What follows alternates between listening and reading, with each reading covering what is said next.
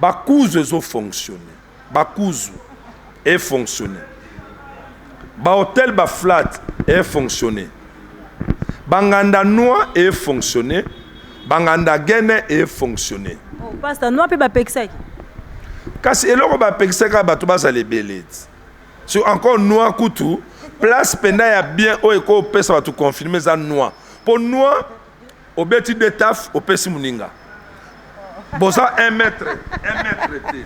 Obeti sous de taf opesi muninga. Opesi de taf tout au bloqué, tout au bloqué, opesi muninga. Na lobite renga na noaler, na ka pasteur, mais na yamba ne ba noaler ba bongola mitema. Les qui continuent à voler en masse. Les occultistes continuent à faire les histoires.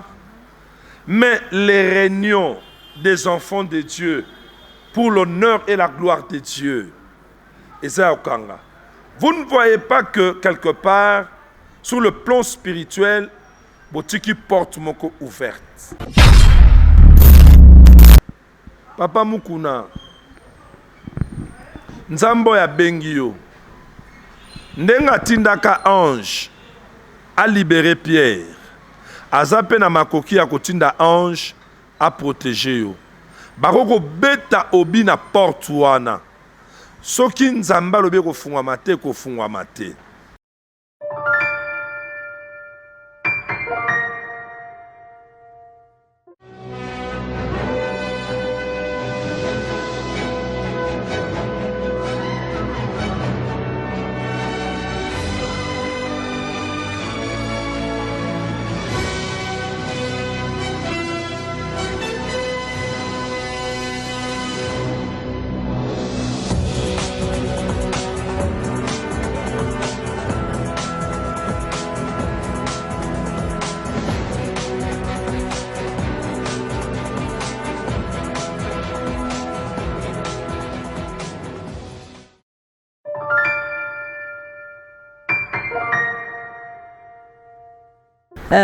Voilà, l'Éternel est mon berger, je ne manquerai de rien. Bonjour, bonsoir, fidèles téléspectateurs, fidèles abonnés de ma référence télévision. Oyo, vous en habitude, Yako Landangai, Moumbunabino, Karine Kachale, toujours prête à vous servir. Je suis encore là devant vous en ce jour du 23 mai 2020. En mode confinement, nous continuons à respecter les gestes et barrières. Aujourd'hui, je suis encore là avec vous pour la continuité de ma solo autobeta qui la fois dernière. Aussi, ça a été au Kata qui n'a la Kakibino la fois passée. J'étais avec mon grand frère, un grand frère de la maison, pasteur Chiba, que vous connaissez tous.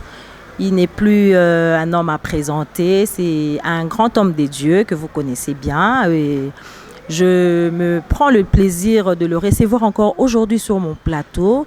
Et voilà, je dirais à qui je dis bonjour, pasteur. Bonjour, Karine.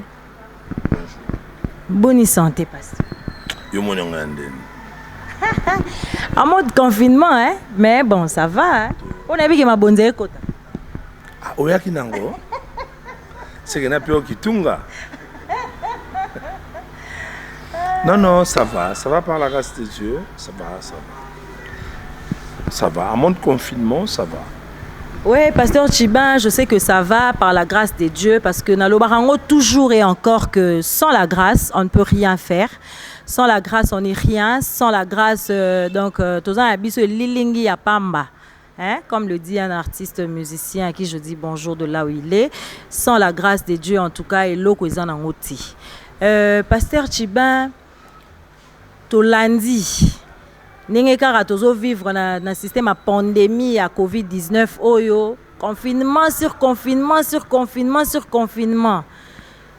Babakse biso sous 15 jours il y a confinement.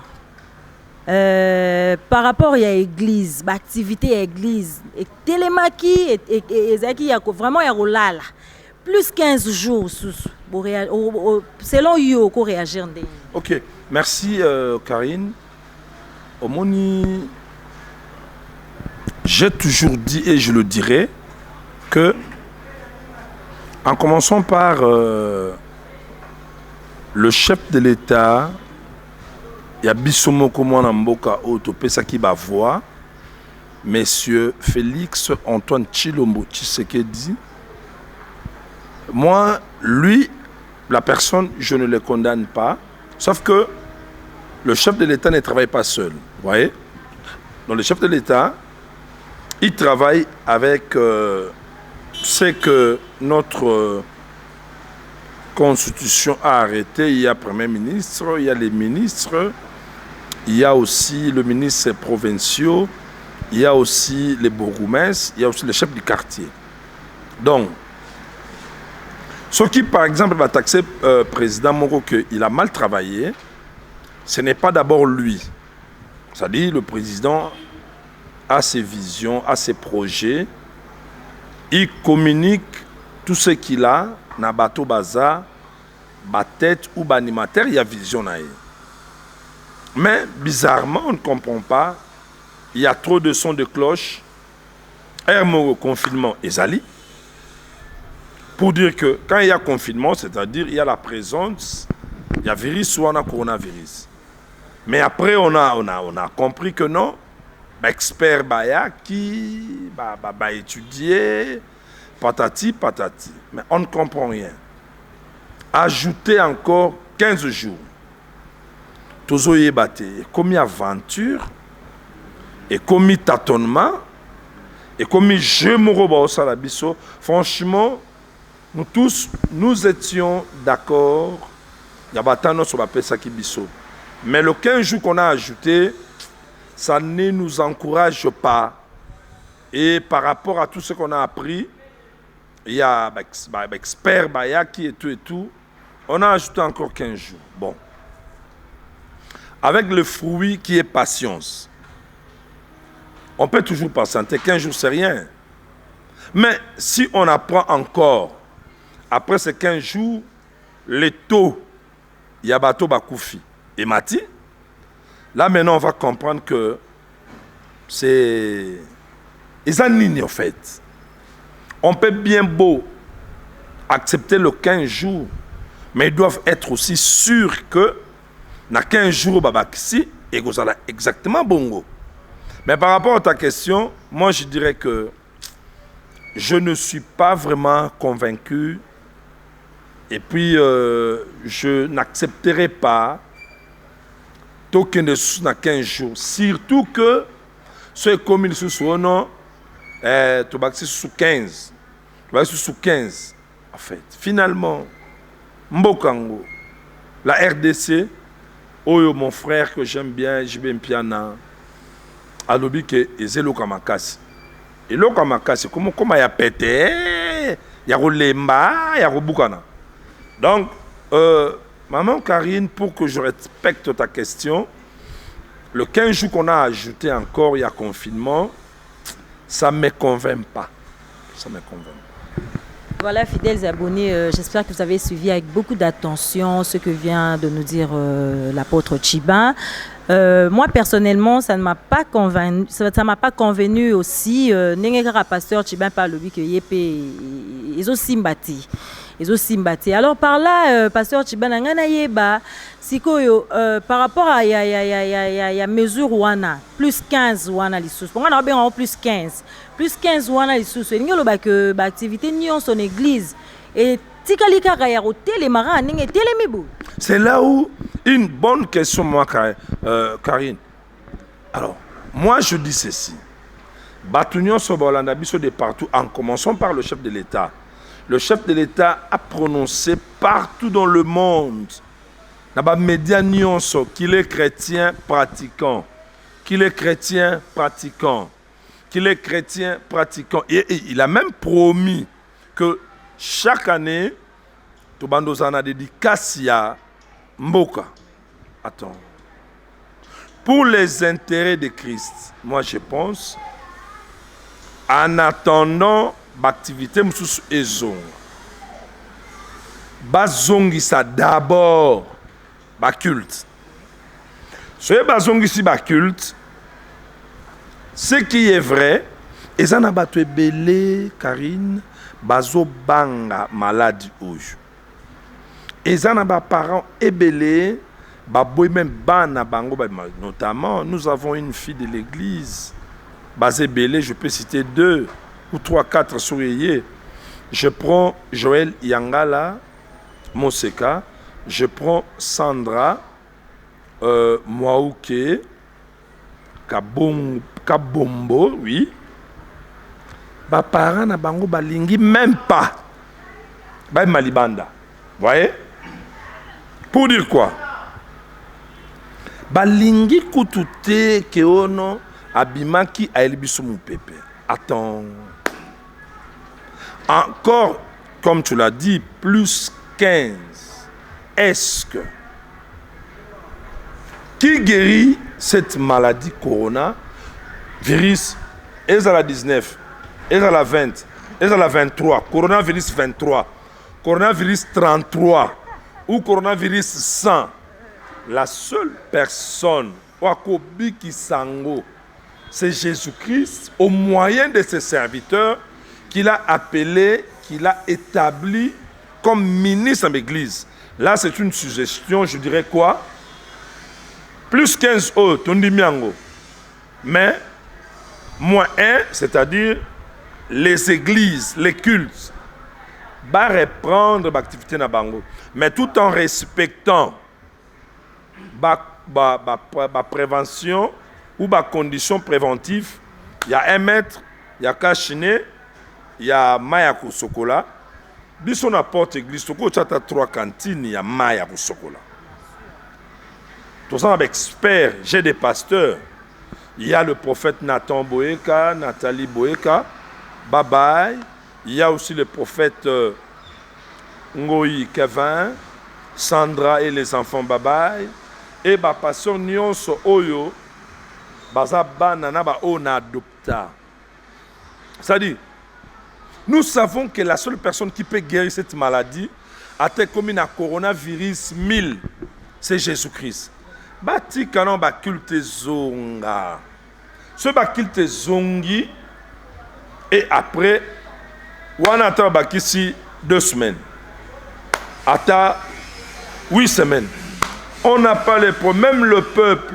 C'est parce que quelque part na mboka na biso, les gens ne croient pas na travail oyo biso ba pasteur et église de réveil tout sale. En principe, sous d'autres cieux Bafutaka ba pasteur. Pourquoi?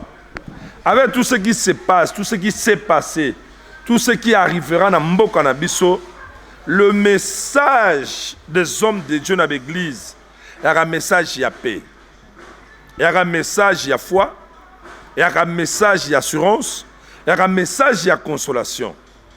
Il y a un message, mon que tant yebi sabango, il croit à ça que ngai kozwanga te bandeko nanga oyo ezu bango libanda mboka bakobika na ba prière na biso pe ya badadi na biso. C'est un peu ça.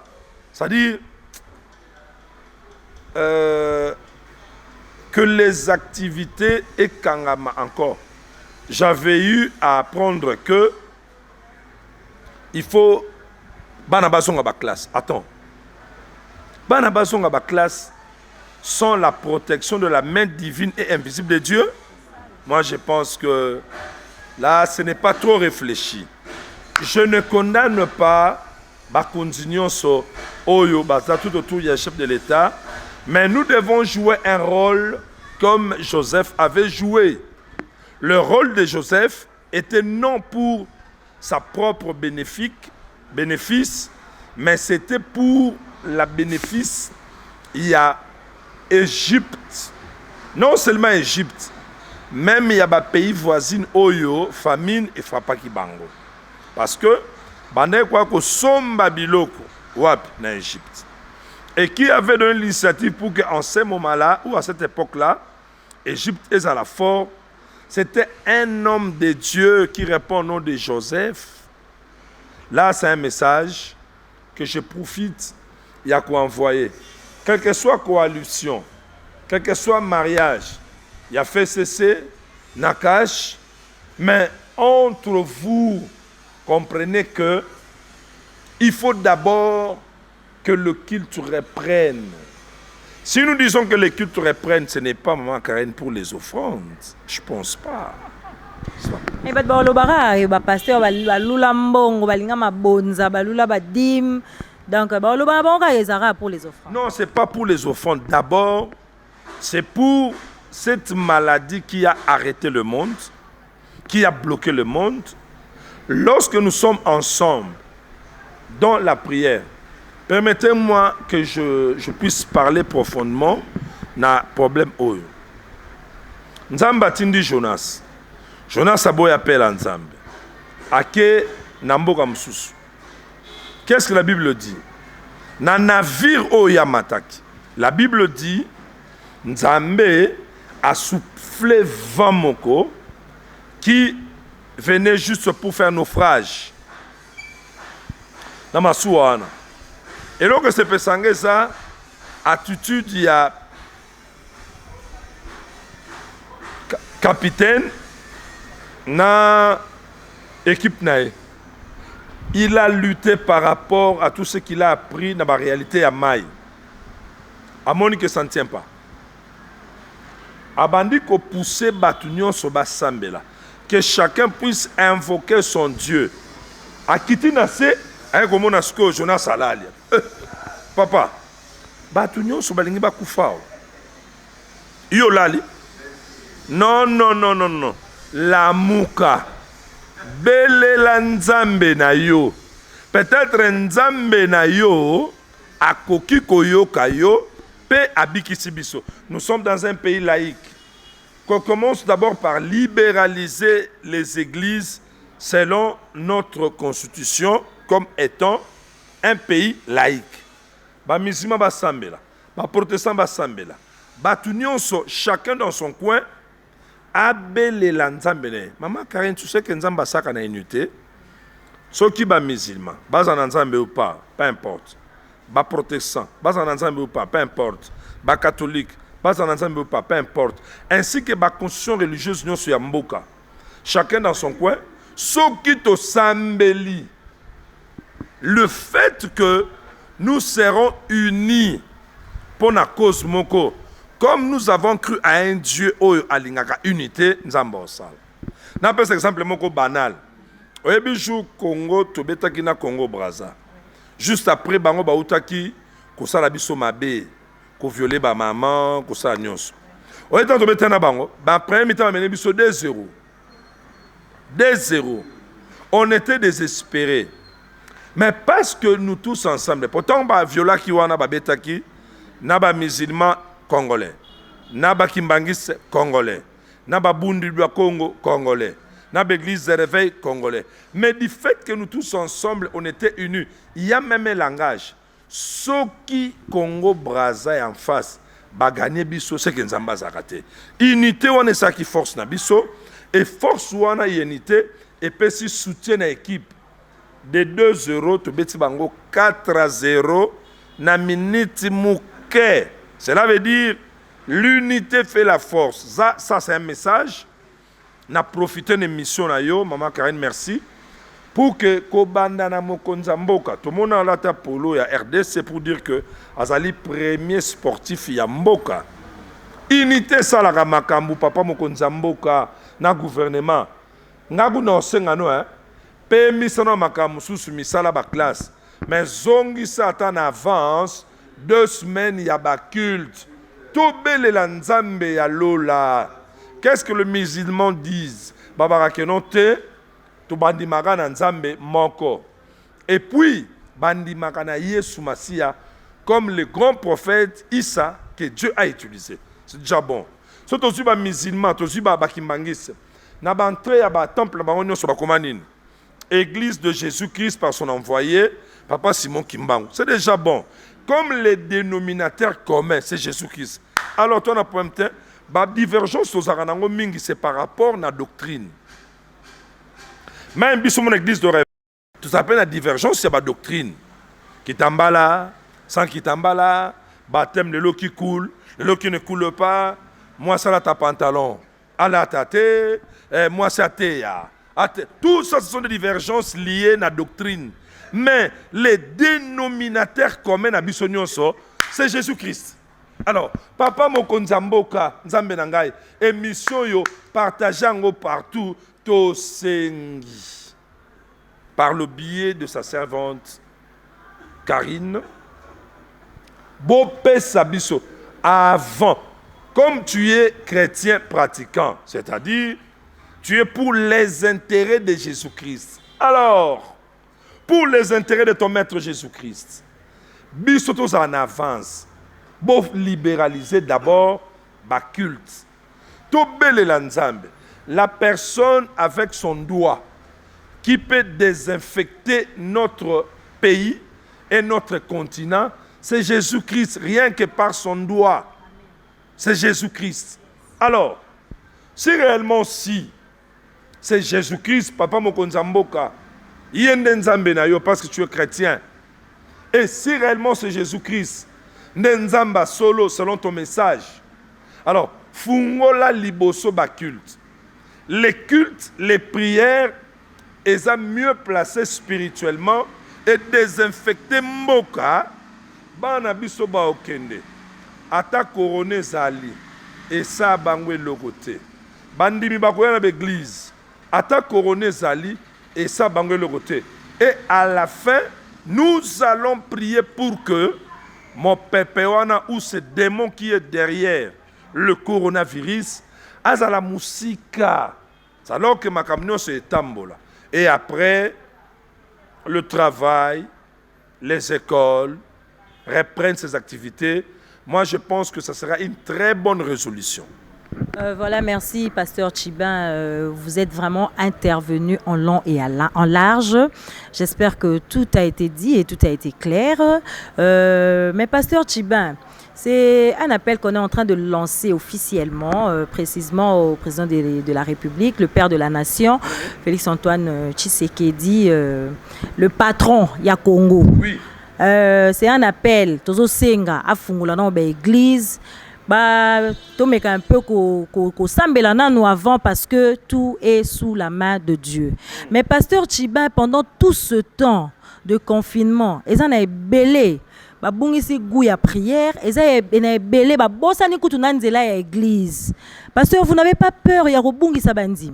C'est pourquoi nous demandons au chef de l'État de commencer d'abord par les cultes, c'est-à-dire les bandits qui ont perdu le goût, qui ont perdu la force de la prière, lorsque premièrement, à Kinshasa et dans notre pays, on doit d'abord libéraliser ou ouvrir le culte, baozongela. Tant baozongela, baozwa elawana.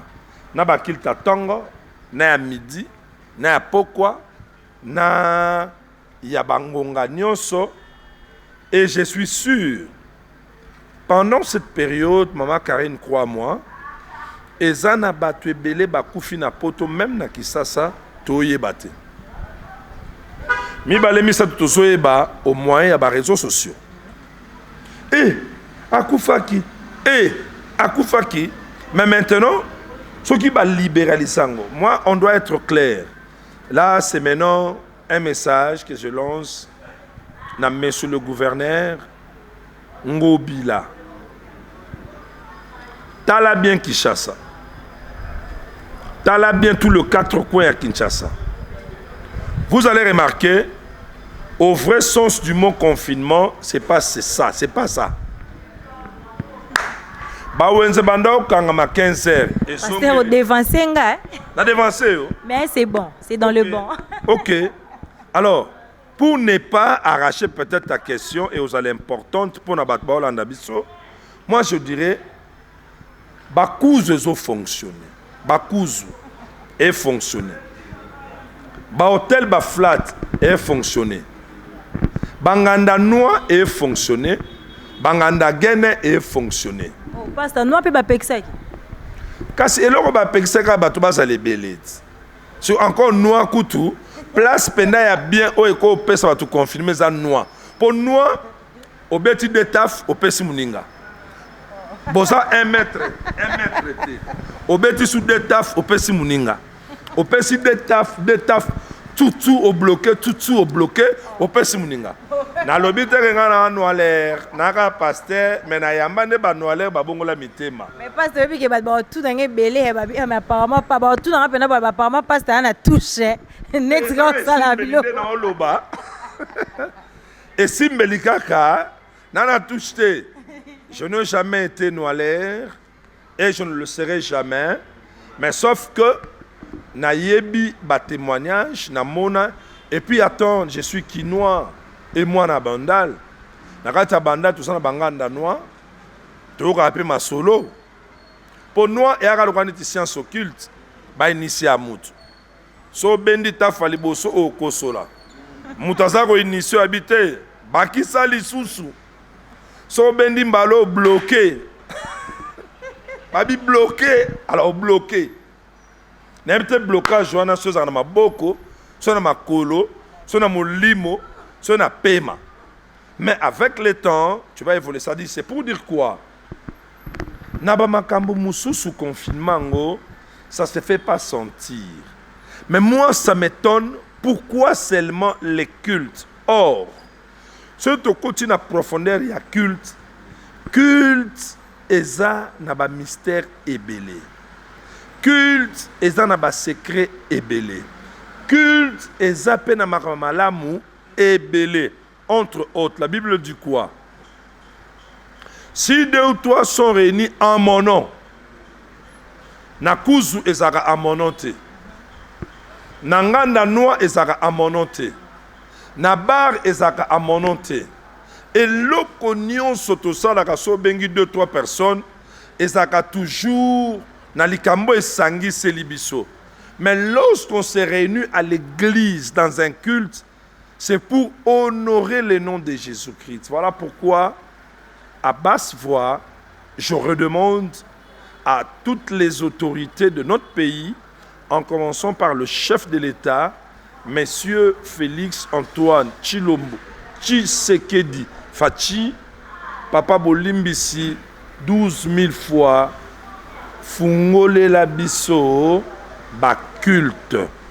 Comme toi-même ou vous-même, vous avez dit que Okangi ba culte. Maintenant, les cultes sont arrêtés. Quelque part, les cultes diaboliques, les cultes occultes, où ils appellent la gloire et Nzambete. Êtes-vous sûr que Kangami? Je ne pense pas. Les qui continuent à voler en masse, les occultistes continuent à faire les histoires, mais les réunions des enfants de Dieu pour l'honneur et la gloire de Dieu, et ça Okanga. Vous ne voyez pas que quelque part, sur le plan spirituel, Botiki porte moko ouverte. Porte-moi etikali ouverte. Oyo quelque part, et comme il y a des avantages, il y a biso ba chrétien.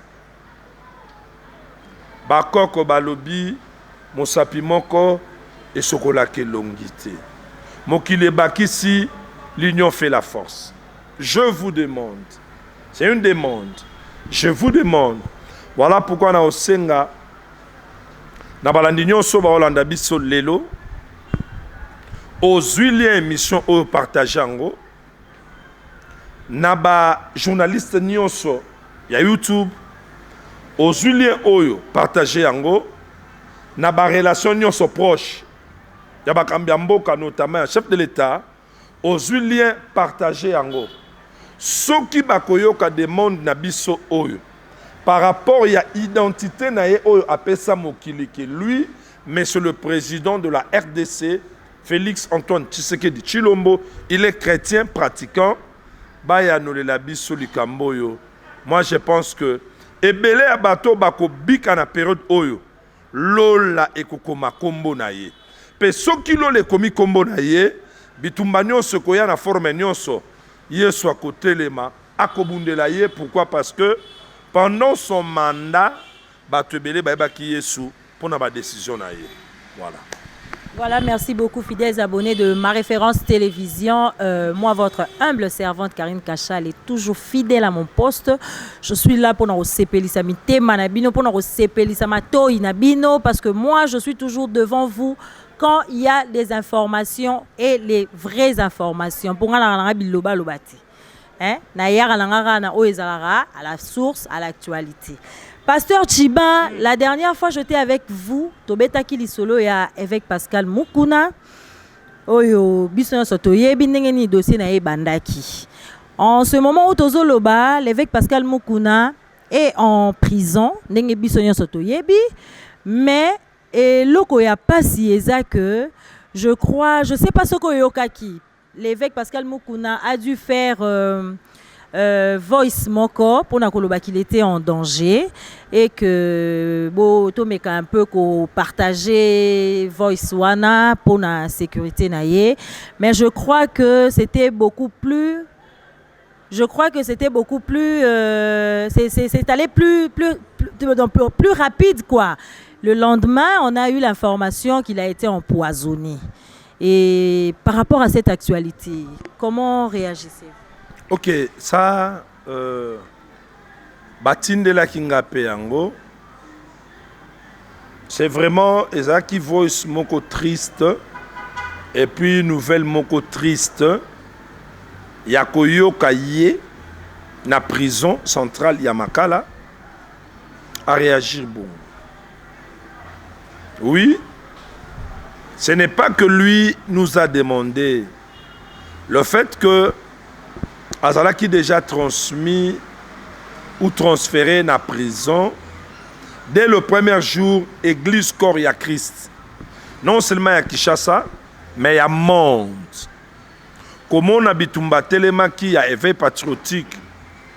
Ndenge Makambe Komelie et Memiango, on avait commencé déjà à le soutenir dans la prière. Pour que Nzambe alola abombaye, abatelaye, abundelaye. Nous connaissons beaucoup de réalités dans Katambo Kanabiso. Vu Raonaye, responsabilité dans le monde, il ne peut pas mentir. Ce qu'il dit là est vrai. Ce sont des choses autres. Yoka yoke salama salama. Et ça, Yakubombate. Tel en est le cas pour Koutino aussi. Salama. Non, et ça là est bongo. Alors, Nalingina lo baboye. Ezala mutoyo azali commanditaire. Yaba action ya boye. Ezala batu oyo baza ba actionnaire yaba action ya boye. Je vous dis, faire ça, c'est bien. Pour boper si bongo. Mais il y a de l'argent sale. Oyo, tango lango, moi sino lango, bano baliango. Lobby ekokoze bango malédiction parce que source ya mbongo oyo zui eza source ya mabe et en plus bozui mbongo oyo bolepo na bokende konyokola mosali ya Nzambe, quelles que soient ses erreurs, défauts et faiblesses, quelles que soient ses erreurs, défauts et faiblesses, laissez la loi et punir. Or la loi punition mususu oye wuti na ba sentiment ya batu, oye wuti na ba haine ou rancune ya batu. Moi je pense que ce n'est pas vraiment bien. Vengeance tike ou te pas na Nzambe. Na yeb saka batu chaque fois biso basali ya Nzambe mutabenga biso eza Nzambe sumasiya. Alors soki to sali mabe ba critique ba injure na bino et salaka nangwe logote. Mais oye salaka biso pasi makasi ezaka punition Nzambe. Nzamba zana ba façon bela opinir biso. Nzamba ko kaus église. Nzamba ko beta yo. Nzamba ko kanga maboka bato ba okabelote. Nzamba ko kausa wana ba forme nyonso. Punition Nzambe elekaka makasi ke ba injure na punition bato mokili. Ya Nzambe etindaka mutazonga na repentance. Mais ya bato mokili etinda mutazonga na repentance te. Si Dieu me frappe aujourd'hui pour na mabe moko na salaki, na omona ki ça Dieu m'a frappé et tu n'as kende luzizi là na kende mangengenge na kende maison de prière moko na s'enfermer na luka Nzambe na lele la Nzambe pour que Nzamba limbisanga. Alors pour garder toujours penser à question Oui, j'avais appris cela et j'ai 2 messages. Papa Mukuna, Nzambo ya Bengio, Ndenga tindaka ange, a libéré Pierre. Azape na makoki ya kotinda ange, a protégé yo. Bakoko beta obi na porte wana. Soki Nzamba lobe kofungwama te, kofungwama te. C'est-à-dire, pendant cette période, tikala na mabolongo na ba genou, belela Nzambe.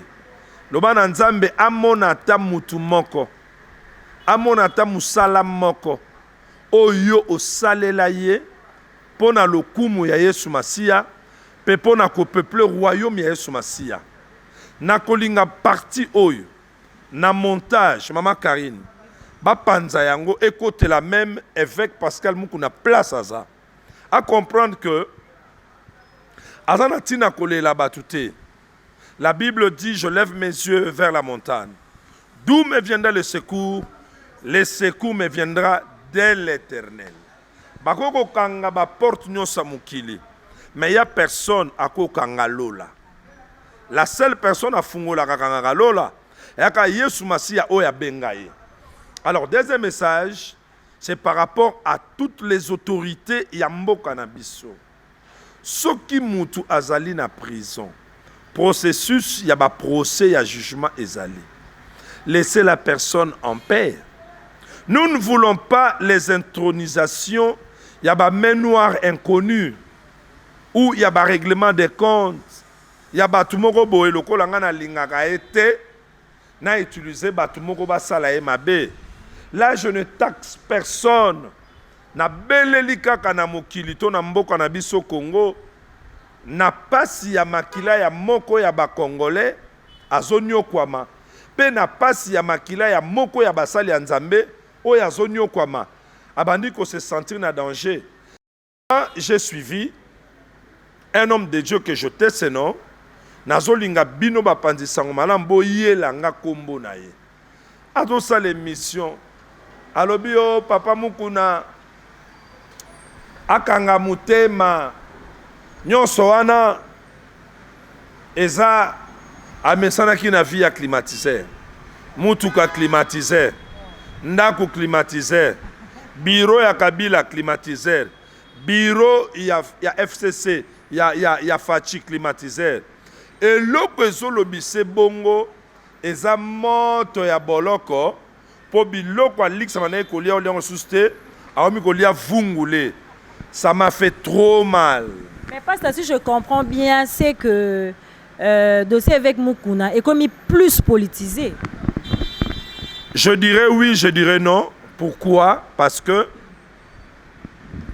la dame qui s'est présentée pour nous porter une plainte, Toye Bibi Sonyos. Alors, tous na ba formation, tous na ba avocat, tous na ba juriste. Par rapport, il y a infraction, il y a viol. Ça ne peut pas aussi être si rapide que comme ça. Netoyo Kabang. Moutulokola, évêque Pascal Mukuna. La prison est en forme belé. Entre autres, résidence surveillée. Et ça rappelle prison, mon Dieu.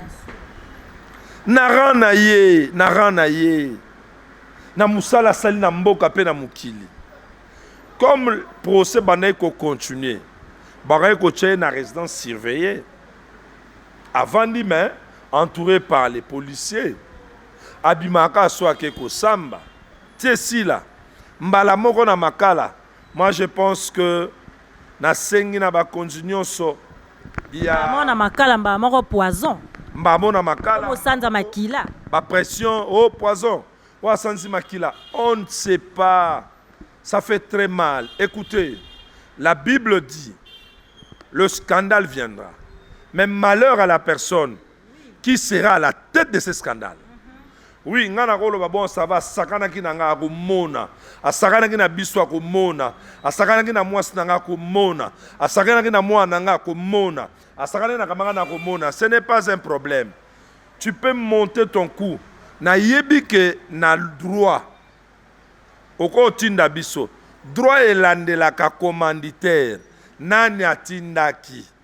Une fois tu es cité okozana sort na yo. C'est pourquoi nalingi naloba na bakonzi nyonso ya droit de l'homme.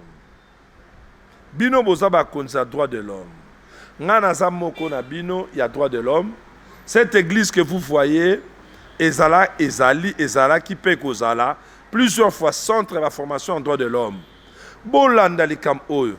Si papa Nabiso avec pasteur Mukuna aza fautif, loi est condamné. Pendant qu'azose la procès, alors pourquoi encore la pression wana? Il y a la menace de mort, il y a attentat à poison, il y a patati patata. Moi je trouve que ce n'est pas bien. Un message pour na ba continuer sur la prison. Tout ça la musala to banga batamukite to banga nzambe. Nayebi que tout parent responsable tango abundaka abunda pona bana na ye.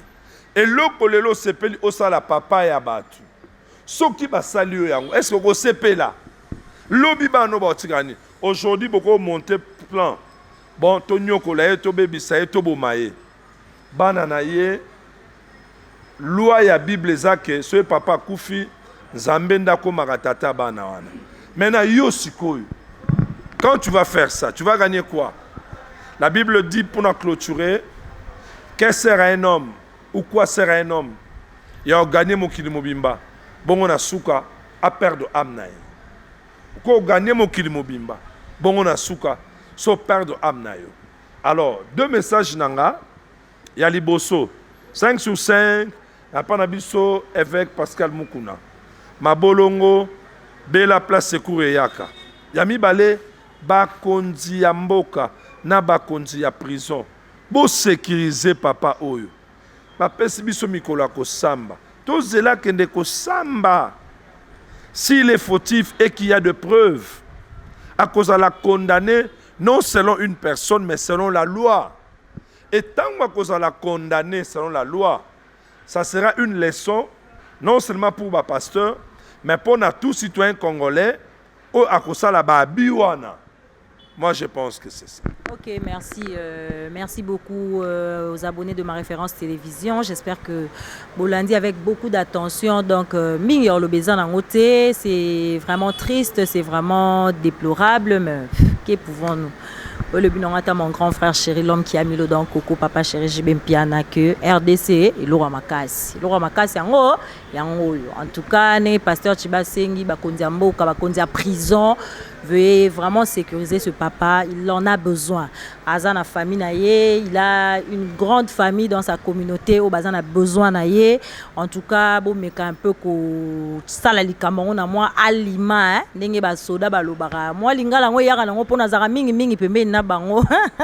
À part awa vraiment Nazara côté wana. J'ai dit un grand merci à Lionel Chamala, le chasseur d'images, hein, yemta sala rara. En tout cas, fidèles abonnés, n'oubliez pas de partager, aimer, liker. En tout cas, vous partagez, vous abonnez massivement à la chaîne Ma Référence Télévision. Vous aurez encore et encore de surprises. Je dis un bon courage à tous les enfants de la grande communauté ACK. C'est vraiment ma maison. Et si kanini oyo et kolisanga vraiment kochama bolongo na c'est pendant 1 heure du temps kobelela o wana yaka ayela rabiso secours. Vraiment un bon courage à vous bolembate boikampiko na mabondeli. En tout cas, Dieu est fidèle, il est le même hier, aujourd'hui et éternellement à changer raté. C'est lui-là qui renouvelle en nous sa bonté tous les matins, tous les midis, tous les soirs. Ponangai tata on a lingake tellement. Il m'a tellement gardé, il m'a tellement épargné qu'il est bon dans ma vie. J'ai dit un joyeux anniversaire à moi-même, hein, parce que tu as souhaité un raté, malgré 2 jours en retard. Non, il irait déjà. Malgré 2 jours en retard, mais un joyeux anniversaire. Bébé a 2 jours. Non, écoute, fais le tépo tout ça. Un bébé qui parle, un bébé qui sait tout, un bébé fou, les bébés de 2 jours. Quant à moi, je dis un grand merci à ma grande famille Lusambo et Kachale, balobi alingi opa boya boy na ye. So po yebinote otikali botika rotuna pasteur Chibeo est-ce que yepena zarale ka jibe etali yo yana bino nani yo yana binonga na ebiete mais quand même yo ebi yana ngai vérifier miko to na sur le système ADN yara pena to salango na prouver que c'est mon grand frère yanda ku yamakila à qui je fais des big kiss grand frère na ngai ya butu ya tango. Des gros bisous à toi, l'homme qui a mis l'eau dans le coco. Babi Mikolo dans cette émission dans cro, dans bois qu'on en cro. Pour la savon que na lekino, il y a un cro témé, il y a makila. Quant à moi, pasteur Chibin, tu as commis vraiment la souka ya tranche nabiso, un petit mot pour la nation, un petit mot pour le peuple de Dieu. Ok, un petit mot pour la nation. Je commence d'abord. Dans la lignée, il y a maman Karine ou la tantine Karine ou ma petite sœur Karine Yandaku. C'est-à-dire, je commence par la grande communauté ACK. Bolembate, boebi que papa a été abisso makama bolongo na maboko likolo lisungi e utaka et pas yayawe. Comme la sœur Sarah Lagrasse a chanté. Na osenga na yo maman Karine oyo kanzembo wana omonake ayembi partima lobi na talelaki mokili batu me nzokande na yebaki te lisungi eutake pa na nzambe. Donc ça ne sert à rien de continuer kotalela batu na kote la batu pona monake to sekaka to liaka to melaka mais motema na ye eyebani te soka azananga to azananga te. C'est-à-dire la grande communauté des églises ACK, pendant que papa est encore là-bas, biso yekola maramba jeune ya 7, 14, 21, 40, toute la communauté. Surtout 40. Toute la communauté ACK, tous en a jeune jusqu'à l'infini. Tous sambela kaka. Jeune wana ekosi là, mukolo papa akubima. Donc ça, la grande culte, il y a louange et adoration. Là déjà, il y a bani petit kali bongo. Peso continuer bongo. Pourquoi? Parce que tu auras toujours solution na prière. Entre guillemets, je ne fais que confirmer pour ma petite sœur Karine, Yekoutuko, attends à 3 heures au sein mission. Nanko. 0 heure to sa mission. Attends à midi to sa mission. Et mes manango kutu likunia tepo, c'est ma petite sœur de la maison depuis, il y a depuis. Donc, là déjà, solingo vérifier, tout n'a qu'à apôtre Stéphane, à partir d'Allemagne, à partir Europe, autour ba maître Achille, à partir Europe, bah on comprend que oyoko, moi nana bango, paix à son âme, notre frère Laurent Fabrice. Sur ce zongi lisusu, ok kota juju dinango, wana pena donc qui famille des familles.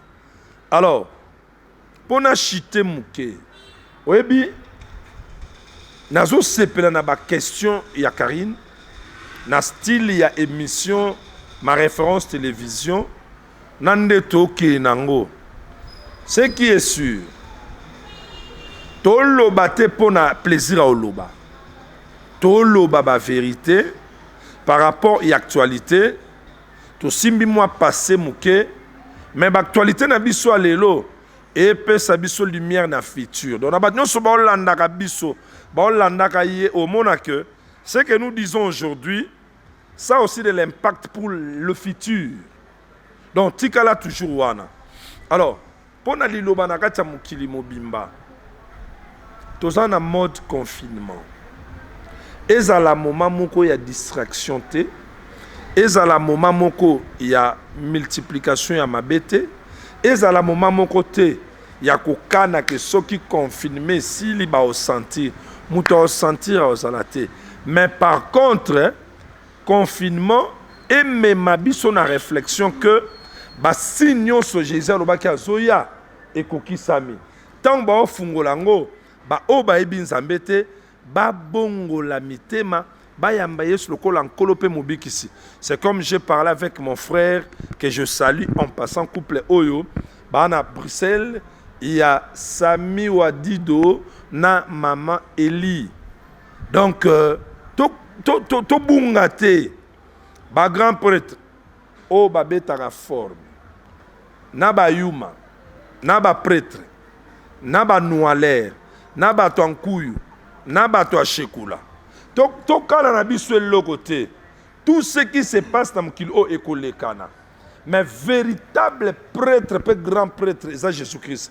Dans la mission moko à l'époque, mon ami frère Jibem Piana Salaki, na fi moko boy na bossa na kombo na e. Fianga zo bana lobi ke no yoza grand prêtre habité. Ngana grand prêtre zaka Jésus-Christ. C'est Jibem Piana qui a dit ça dans une émission. Entre parenthèses, papa Wemba tant abimi prison. Alobi véritable ami za papa noté maman noté muté zanani Jésus-Christ. Alors ceux qui déjà batouana oyo baza na ba titre nyonso o mokileko pesa. Ils ont reconnu que grand prêtre c'est Jésus-Christ. Alors yo muto na lignée wana. Yo muto lingaka bango. Yo muto landaka bango. Bango ba inspiraka yo. Basi ba l'action de raccourci pour nos bika au pambwa au bonga. Il faut oser un grand prêtre qui est Jésus-Christ. Je crois que l'exhortation nanga pour na mokile suki wana na pesika kambote na frère nanga ami to tangane pe na ba jibe Paolo Nzengeli aux États-Unis. Il m'a retrouvé quand émission na yo. Na mwasi na ye. Grand frère Paolo, je te dis bonjour de là où tu es. Grand frère Paolo, je te dis bonjour de là où tu es. Na mwasi na ye Arlette aux États-Unis. Alobi oh mais yo oh pasteur o isenga botangane ye. Bonde ni yazamande achete ntirabite ezandenge na ye. Donc ye to tangana ye masolo tout ozobeta awa aye bien très bien. Bazebele je donne aussi à ma petite famille, là c'est ma fille, hein, est à Londres. Ma fille Narlette, moi si à Pacheli la Croix, Zamba Pambola Bino, Bozala Zala, toujours à Londres. J'ai dit aussi bonjour, que Dieu te bénisse, mon grand frère, Depol Bakoko Kekele, Nzamba Pambola Yo, et partenaire Nanga Manko, à Londres. Ana ba kombo bele nga moya mbru ya ngai. Je bénis ma fille, mon partenaire, Pamela, Lydie, Mbombo Moussassa, Barbie la Grande, Nzamba Mona Monayo, Azala Penayo, et Amine Mondele, ça c'est mon fils, Amine Mondele, et ma grande famille, à Bruxelles, à Paris, voilà, tellement belle émission, comme émission Bakombo, à la prochaine. Vraiment, nous sommes pratiquement à la fin et moi je dis merci à tous ceux qui me suivent. Vous êtes tellement ébellés. Naki, na Brazza, na Paris, na Londres, na États-Unis, na Canada. Vous êtes tellement nombreux et moi je vous tiens là dans mon cœur. Je vous aime beaucoup, beaucoup, beaucoup. Merci encore infiniment à Lionel Chamala. Toujours patient, toujours fidèle. Coup de chapeau à toi. Merci à Christian Krinzo. J'ai fait des gros bisous à mes filles chéries, Elvire et Douce. J'ai fait un gros bisou à ma maman chérie. Et je dis un grand merci à tous les abonnés. Merci pour la confiance et la fidélité. Quant à moi, je vous dis au revoir et je vous retrouve au prochain numéro. Bye bye.